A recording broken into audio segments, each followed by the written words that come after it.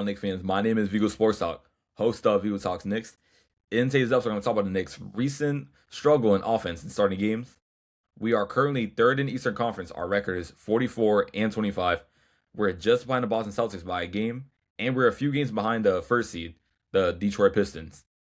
At one point, we were a game and a half away from being the first seed, but unfortunately, that losing streak played a huge role in us not getting that first seed, unfortunately. But the Pistons have been losing games recently, so it is up for grabs as of right now, but we shall see. We're taking one game at a time, and I don't care if we get the first seed, as long as we're in a good position in the playoffs. That's all that matters.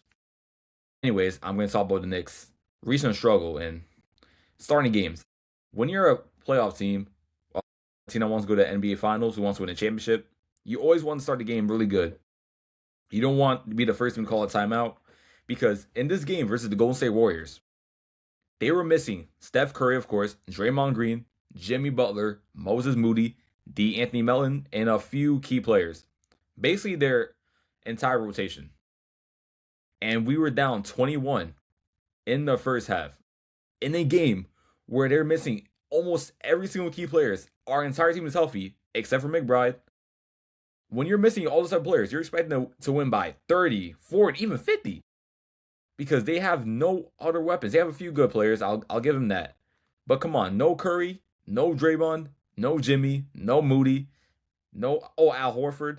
All these players missing. And you almost lost. So this is a horrible game by the Knicks, but we did get a win. Same for the Pacers game, where we actually did start pretty good. I'll give them that. But late in the game, we were starting to choke a little bit. They got the lead, but we got the lead back. We want to go momentum. We want to go run, and we got the win. But if we want to be a true playoff team, if we really want to go on a deep playoff run, we cannot start games like this. Mike Brown addressed it. There was no defensive player of the game versus the Golden State Warriors because he felt nobody played good defense because, you're down 21 with a team with no Curry, Jimmy, Moody, Horford, or Draymond Green, even though he don't play offense. And I was hoping Draymond would play because if you know the beef between Cat and Draymond, it's been going since last season. I don't know what Draymond has against Karl Anthony Towns because he never did anything. He wanted to say Cat was ducking him. He missed the game because Jimmy came in town. But in reality, he had to go to a funeral to one of his personal friends. And Draymond, he said sorry, but the way he said it, he did not say like a professional. You've been in the league since 2013 for about, let's say, 12, 13 years. You were on that 2016 Golden State Warriors team. You should know as a veteran when to know when you're wrong, when to take accountability, because you have players looking up to you. You have these young players coming to the NBA, and they look up to you because you're the veteran. When something's not going right, they look to you. So if you're gonna act like that every single time play the Knicks, and then go on your podcast say bad stuff about us and about NBA players too, you shouldn't be in NBA. You shouldn't even be the head coach or even anything associated with basketball. Because with Curry, he's not doing no drama. He's just a humble player. The Warriors are struggling, but you don't see him going on a podcast talking about different players, how they suck, criticizing teams. Focus on your team, Draymond. You gotta focus on your team. Your team is currently struggling. Yeah, you're dealing with injuries. I'll give you that. But even before that, you were losing games. And you want to say the Knicks. I believe they're not contenders. We are third in Eastern Conference. And we were 2 games away from going to the NBA Finals. And our team is literally better than last year's team, bench-wise. So if we're not considered a championship team, I don't know who is. But one thing I know for sure, the Golden State Warriors are not a playoff team. They might not even make the play-in. No way to not make the play-in. So yeah, that's how I feel about Draymond.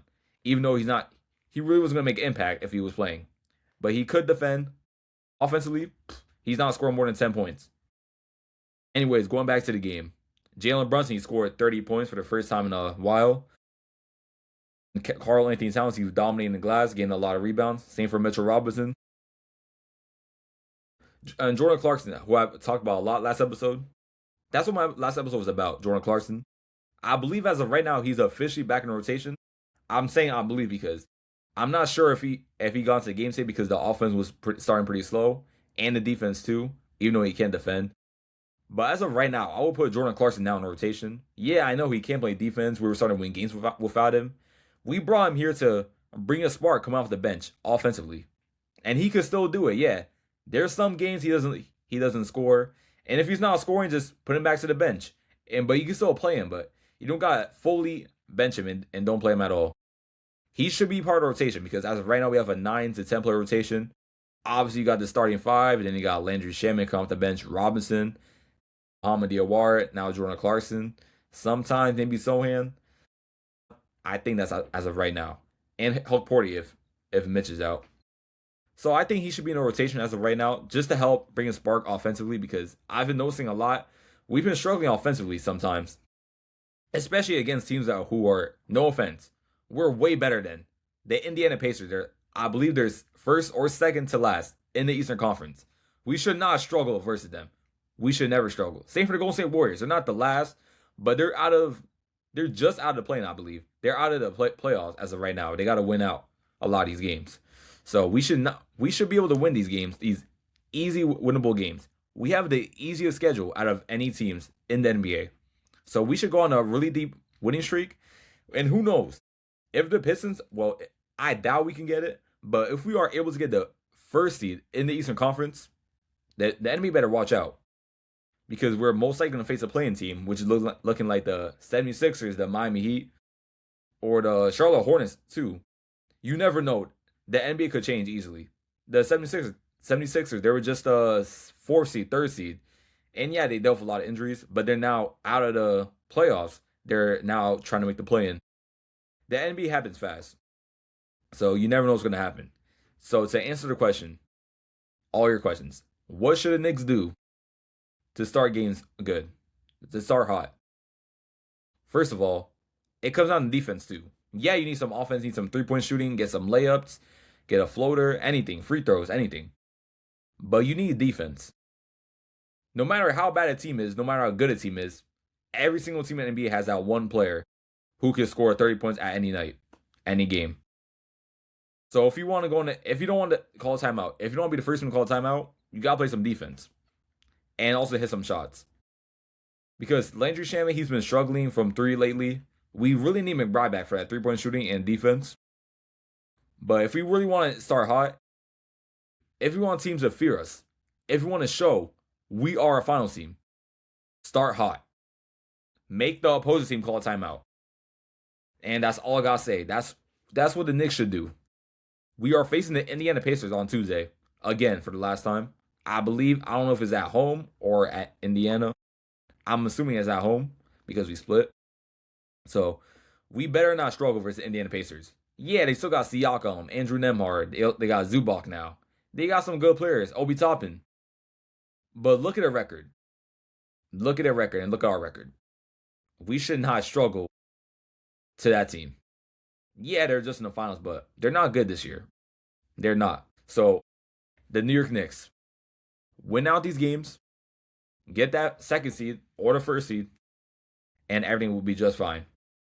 My New York Jets video will be coming out pretty soon. I'll let you know when it comes out. I'll be posting it. I'm going back to the New York Jets videos if you didn't watch last video.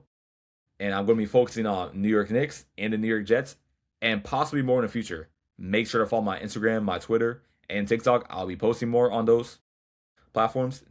My name is Vigo Sports Talk, host of Vigo Talks Knicks, and I'll see you next episode, Knicks fans. Peace.